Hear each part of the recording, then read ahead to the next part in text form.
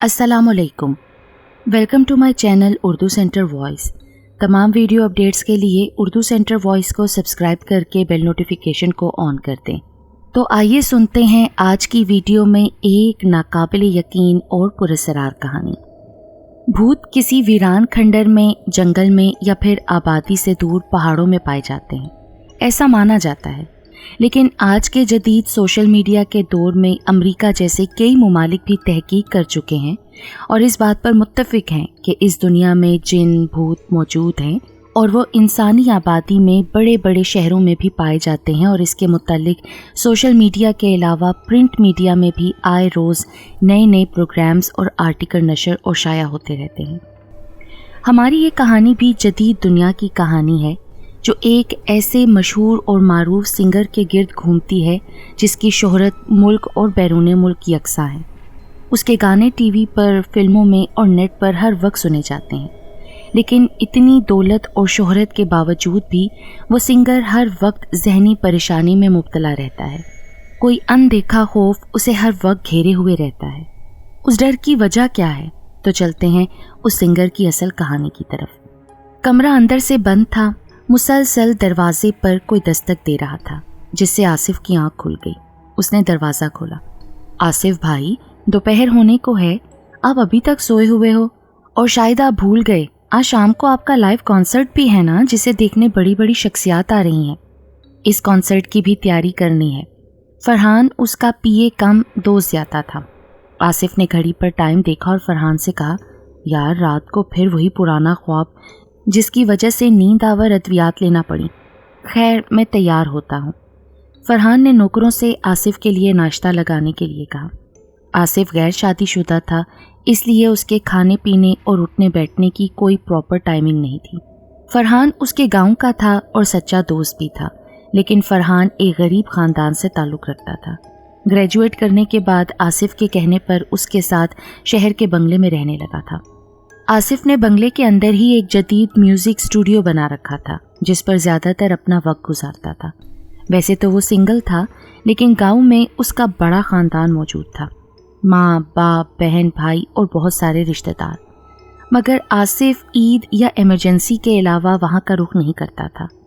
वो अपनी कमाई का आधा खर्चा, जो कि करोड़ों में था, अपने घर वालों को भेजता था, जबकि वालिदैन से सिर्फ फ़ोन पर बातचीत करता था।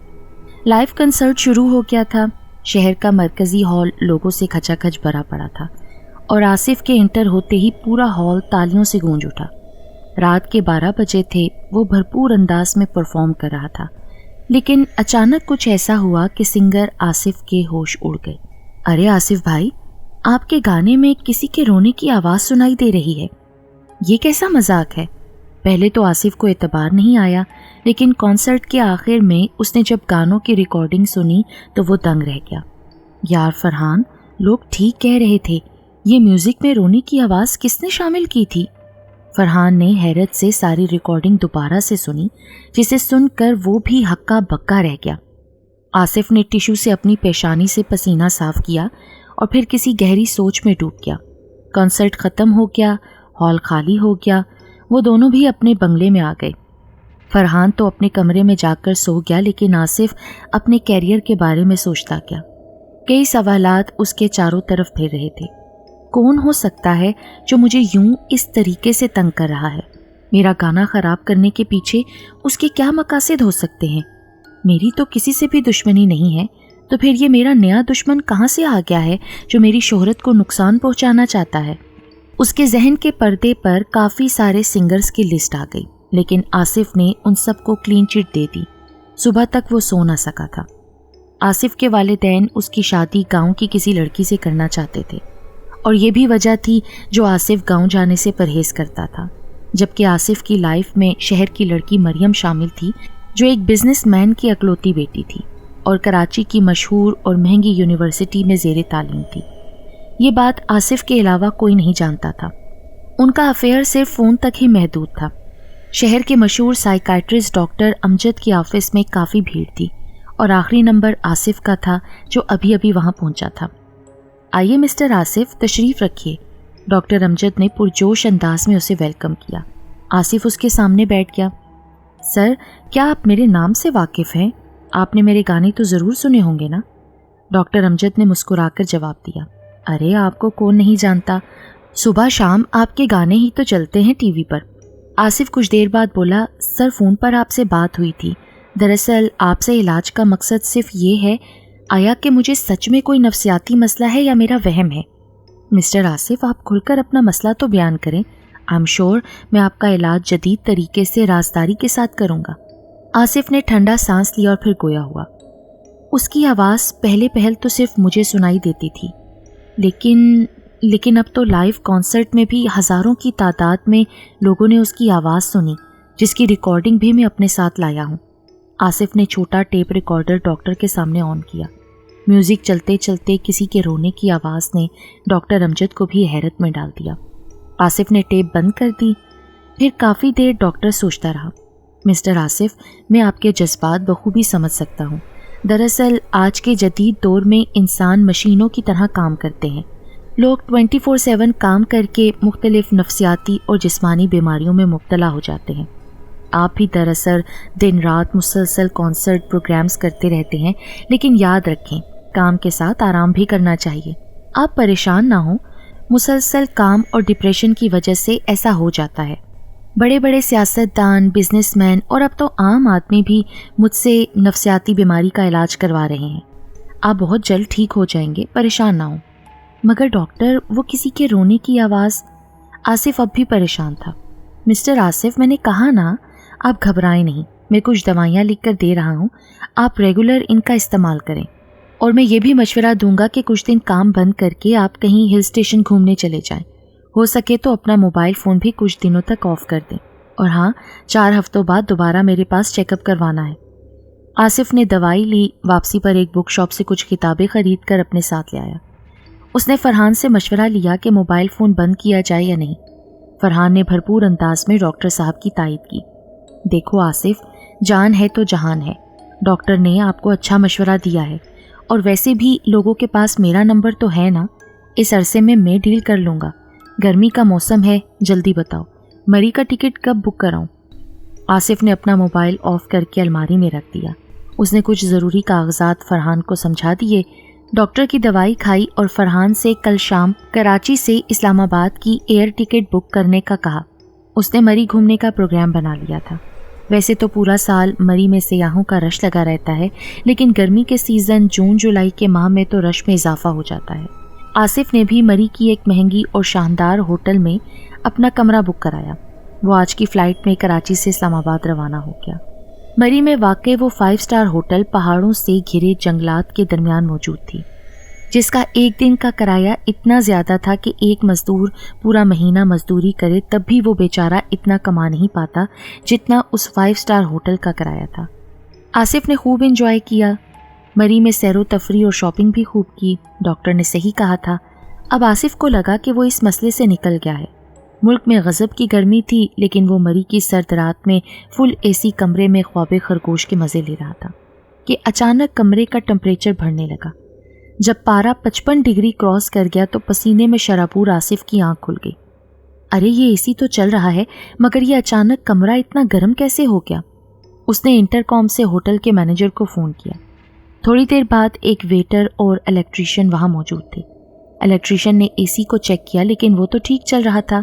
साहब जी, एसी तो ठीक है और मुझे तो ठंडी हवा महसूस हो रही है। आसिफ ने चिल्लाते हुए कहा। तो क्या मैं झूठ बोल रहा हूँ? नहीं साहब जी, हमने ऐसा तो नहीं कहा, मगर। आसिफ ने बीच में ही उसे टोक दिया। अगर मगर छोड़ो, एसी ठीक हो गया क्या? जी सर, अब एसी ठीक चल रहा है।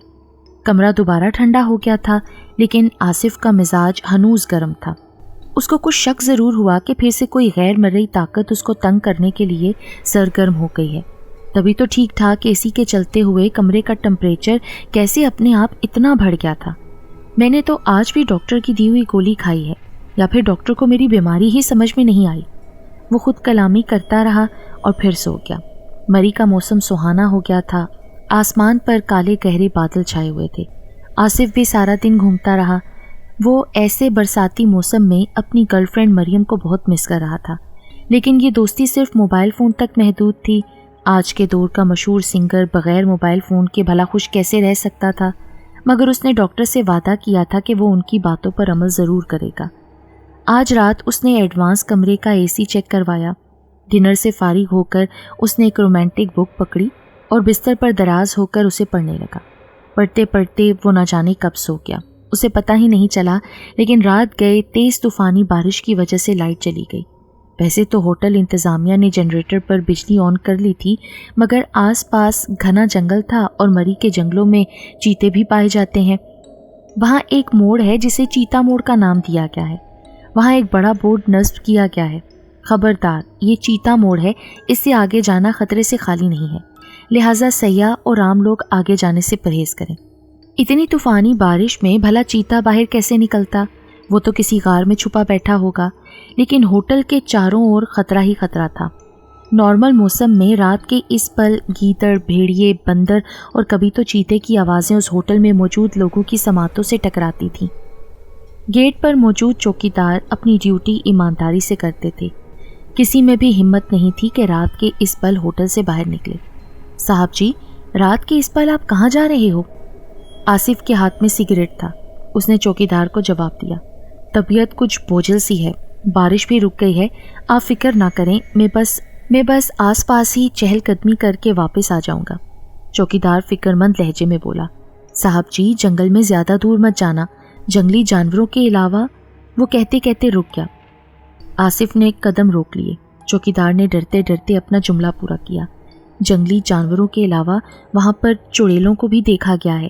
میرا مطلب ہے، آصف نے غصے سے اسے جھڑک دیا، جانتے ہو میں کون ہوں؟ آپ اپنے کام سے کام رکھو میاں، میں کوئی بچہ نہیں جو مجھے بھوت چڑیل سے ڈراتے ہو۔ چوکیدار نے معافی مانگی۔ بارش رک گئی، موسم سرد ہو رہا تھا۔ آصف اندھیرے سے بے نیاز جنگل میں آگے بڑھتا جا رہا تھا۔ دور سے گیدڑ مسلسل اپنی مخصوص آواز سے چلا رہا تھا۔ الو کی آواز تو جنگل کو اور بھی بھیانک بنا رہی تھی۔ آس پاس جھاڑیوں کی سرسراہٹ سے بھی آصف کو کوئی فرق نہیں پڑ رہا تھا۔ یہ کیسی چہل قدمی تھی کہ وہ جنگل سے ہوتے ہوئے جھیل کنارے پہنچ گیا۔ لوگوں کے مطابق وہ آسیبی جھیل مشہور تھی، جہاں ڈوب کر کافی لوگوں نے اپنی جان گنوائی تھی۔ آصف جھیل کنارے پہنچ گیا تھا۔ وہ ہر ڈر اور خوف سے بے نیاز جھیل کے گہرے پانی کو دیکھ رہا تھا۔ وہ اپنے ماضی کو یاد کر کے کچھ مضطرب تھا کہ اچانک کسی نے اسے زور کا دھکا دیا اور آصف جھیل کے پانی میں جا گرا۔ جھیل میں گرتے ہی اس کی آنکھ کھل گئی۔ اوہ میرے خدایا، یہ کیسا خواب تھا؟ فل اے سی کی ٹھنڈک میں بھی وہ پسینے سے شرابور تھا، اور ایسا محسوس ہو رہا تھا جیسے اس کے کپڑے پسینے سے نہیں بلکہ جھیل کے پانی سے بھیگ گئے تھے۔ یہ کون ہے جو میرے پیچھے ہاتھ دھو کر پڑا ہوا ہے؟ نہ کوئی دوائی اثر کر رہی ہے اور نہ ہی کوئی تدبیر۔ وہ سر پکڑ کر بیٹھ گیا۔ وہ ڈاکٹر کو کوس رہا تھا۔ آصف پر اس کا یقین نہیں تھا۔ ساری زندگی ناچ گانے کو ترجیح دی، نماز روزے سے تو وہ ویسے ہی دور تھا۔ روپے پیسے اور شہرت سے بھی اسے سکون میسر نہیں تھا۔ فجر کی اذان آ رہی تھی۔ آج نہ جانے اس کے من میں کیا سوجا جو بڑی مدت بعد مسجد کا رخ کیا۔ دوپہر کی فلائٹ میں اس نے کراچی واپس جانے کا ٹکٹ بک کرا لیا تھا۔ اس نے مری کا سفر مختصر کر لیا تھا۔ شام کو ایئرپورٹ سے وہ سیدھا اپنے بنگلے کی طرف روانہ ہوا۔ آصف کے آنے سے اس کا دوست فرحان بہت خوش ہوا۔ ارے آصف، یوں اچانک مری کا سفر مختصر کر دیا آپ نے، سب ٹھیک تو ہے نا؟ آصف نے فی الحال مختصراً اسے وہاں کے حالات و واقعات بتائے اور سب سے پہلے اپنا موبائل فون نکالا اور اسے آن کر کے مس مریم کو کال کی۔ کافی دیر تک گفتگو ہوتی رہی۔ آخر میں آصف نے اسے شادی کا پروپوزل بھی دیا، جسے اس نے قبول بھی کر لیا، لیکن اس نے والدین کی رضامندی سے مشروط شادی کے لیے ہاں کہی تھی۔ آصف کو تو پتہ تھا اس کے والدین اس رشتے سے خوش ہوں گے۔ آصف اور مریم کے خاندان والوں نے شادی پکی کر دی۔ اگلے ماہ آصف کا دبئی میں بڑا میوزک کنسرٹ تھا۔ واپسی پر ان دونوں کی شادی کی تاریخ طے ہوئی اور اب تو وہ دونوں کسی پریمی جوڑے کی طرح پارکوں اور ہوٹلز میں ملنے لگے تھے۔ رات کی تاریکی میں ایک سایہ آصف کے کمرے کی طرف بڑھ رہا تھا۔ دروازے کی دستک نے آصف کی نیند خراب کر دی۔ اس نے گھڑی پر ٹائم دیکھا، خود کلامی کرتے ہوئے دروازہ کھولنے لگا۔ اس وقت کون ہو سکتا ہے؟ فرحان تو کسی ضروری کام سے گاؤں گیا ہوا ہے، پھر کون ہو سکتا ہے؟ اس نے دروازہ کھولا، سامنے فرحان کھڑا تھا۔ ارے فرحان، کب آئے گاؤں سے؟ اور یوں اچانک آدھی رات کو میری نیند خراب کرنے کی کیا ضرورت پیش آئی تمہیں؟ فرحان کمرے میں داخل ہو گیا اور خاموشی سے ایک صوفے پر بیٹھ کر آصف کو عجیب نظروں سے دیکھنے لگا۔ उसकी अचानक एंट्री पर आसिफ हैरत ज़दा रह गया। तुम्हें तो इस वक्त गांव में होना चाहिए था ना, यहाँ क्या कर रहे हो? मगर फरहान उसे अजनबियों की तरह ऐसे देख रहा था जैसे आसिफ किसी और ज़ुबान में बात कर रहा हो। आसिफ को फरहान की पुरअसरार खामोशी पर हैरत के साथ गुस्सा भी आया। फरहान ने गौर से आसिफ की आंखों में देखना शुरू कर दिया और आसिफ बेखुदी में जैसे हिप्नोटाइज हो गया। वो मुकम्मल तौर पर फरहान के शिकंजे में आ गया था। फरहान ने मकरू हंसी रोकते हुए जेब से एक मशरूब निकाला और वो शीशी आसिफ को थमा दी और फरहान के इशारे पर उसने ट्रांस की हालत में सारा मशरूब पी लिया। फरहान उसकी नज़रों के सामने सरद से गायब हो गया और फिर कुछ तौक़ुफ़ के बाद आसिफ को होश आ गया। होश आते ही उसने अपना गला पकड़ लिया। शदीद दर्द की वजह से वो चिल्ला भी नहीं सकता था क्योंकि उसकी आवाज़ बैठ गई थी। उसने कमरे में रखी चीज़ें तोड़ना शुरू कर दी और थोड़ी देर बाद शोरोगुल की आवाज़ सुनकर घर के सारे नौकर आसिफ के कमरे में आ गए, लेकिन आसिफ दर्द की वजह से बार बार अपने गले की तरफ इशारा करके उनको कुछ समझाने की कोशिश कर रहा था। एक नौकर ने फ़ौरन डॉक्टर को फ़ोन किया और जल्दी आने को कहा। कुछ देर बाद डॉक्टर भी वहाँ पहुँच गया। उसने आसिफ का मुआयना किया और अपना सर पकड़कर बैठ गया। मिस्टर आसिफ, ये आपने क्या चीज़ खा ली है जो आपके गले के लिए इंतहाई ख़तरनाक थी? अब आप सारी ज़िंदगी गा नहीं सकेंगे। आपकी आवाज़ मुकम्मल बैठ गई है। मैंने कुछ पेन किलर और अद्वियात लिखी हैं जिससे आपके गले का दर्द तो जाता रहेगा, मगर आसिफ ने जल्दी से उसके हाथ से दवाई ली और बोला, मैं बैरूनी मुल्क इसका इलाज कराऊंगा। डॉक्टर आहिस्ता से कहने लगा, मुझे नहीं लगता कि बाहर के मुल्क में भी इसका कोई इलाज होगा। और डॉक्टर फिर वापस चला गया। काफ़ी देर बाद उसका दर्द कुछ कम हुआ, लेकिन गला बहुत ख़राब था, जबकि उसने फ़ौरन फरहान को फ़ोन किया। काफ़ी देर बाद फरहान ने फ़ोन उठाया। आसिफ भाई, खैर तो है?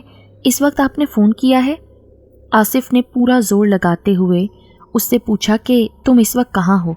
फरहान ने हंसकर कहा, गाँव में मौजूद हूँ। और आपको तो पहले ही पता है। ये आपकी आवाज़ को क्या हो गया है? आप किस तरह बोल रहे हैं? आसिफ ने फ़ोन काट दिया और उसे यकीन हो गया था कि कोई फरहान के रूप में आया था और उसकी ज़िंदगी उसकी आवाज़ बर्बाद करके चला गया। इतने अरसे बाद अब उसे यकीन आया कि भूत भी अपना वजूद रखते हैं। ज़रूर ये कारिस्तानी किसी भूत की होगी, मगर उसकी मुझसे क्या दुश्मनी हो सकती है जो अरसे दराज से मेरे पीछे पड़ा हुआ है। सुबह होने से पहले आसिफ ने सारे ख़ानदान और मिस मरियम को भी इत्तला कर दी। आसिफ के लिए इमरजेंसी थी। सारे लोग उसके बंगले पर पहुंच गए थे। आसिफ के वालिदैन काफ़ी परेशान थे, जबकि फरहान किसी कोने में खड़ा रो रहा था। लंदन के डॉक्टर्स ने भी उसको जवाब दे दिया। उसने हमेशा के लिए गाने बजाने से फिर तौबा कर ली। मरियम को उसकी आवाज़ से ही प्यार था, सो उसने भी आसिफ से मुंह मोड़ लिया और किसी बिजनेसमैन से शादी कर ली। इस तरह आसिफ की शोहरत खाक में मिल गई। सारे दोस्त अहबाब उसको छोड़ चुके थे। गाड़ी बंगला सब कुछ बेचकर वो वापस अपने आबाई गाँव आ गया था और कई सालों बाद उसने गांव की एक माजूर लड़की से शादी कर ली जो किसी गरीब किसान की बेटी थी। 20 साल बाद के हालात कुछ इस तरह थे। आसिफ गांव की मस्जिद में पेश इमाम है। वो शोहरत के दिनों में जितना दीन से दूर था, अब उतना ही करीब है। वो दीन की तबलीग के सिलसिले में सारे गाँव और शहरों का रुख करता है। फरहान भी वापस गाँव आ गया था और वो भी खेती बाड़ी करता है। आसिफ के वालिद तो फोत हो गए, मगर वालिदा अब भी हयात हैं। फरहान की तरह सब यही सोचते हैं कि आखिर आसिफ की इतनी बड़ी तब्दीली का राज क्या है। एक दिन नमाज के बाद फरहान ने पेश इमाम आसिफ से पूछा, भाई, आप मुझे अपना दोस्त मानते हैं ना? मुझे मालूम है कि आपने अपने माजी को भुला दिया है और उस राज को अपने सीने में ही छुपा रखा है जिसकी वजह से आप में इतनी बड़ी तब्दीली आई। आसिफ ने इखलाक से नरमी से उसको जवाब दिया, आओ बाहर खेत में चलते हैं। वो दोनों पास वाले खेत में चहलकदमी करते हुए बातें करते जा रहे थे। आसिफ भाई, आपको मेरी दोस्ती की कसम, मुझे प्लीज़ ये राज बताइए। आपका ये राज राज ही रहेगा। आसिफ ने तवील ठंडी आ भरी और कहने लगा, तो फिर सुनो। मुझे डराने में, मेरी आवाज़ ख़राब करने में और बर्बाद करने में एक भटकती रूह का हाथ है। और जानते हो वो रूह किसकी है? तुम्हें याद होगा ना, स्कूल के ज़माने में हमारे साथ गांव के किसान चचा मुनव्वर का लड़का शौकत भी हमारे साथ पढ़ता था, जो बाद में गांव के पास वाली नहर में डूबकर फोत हो गया था।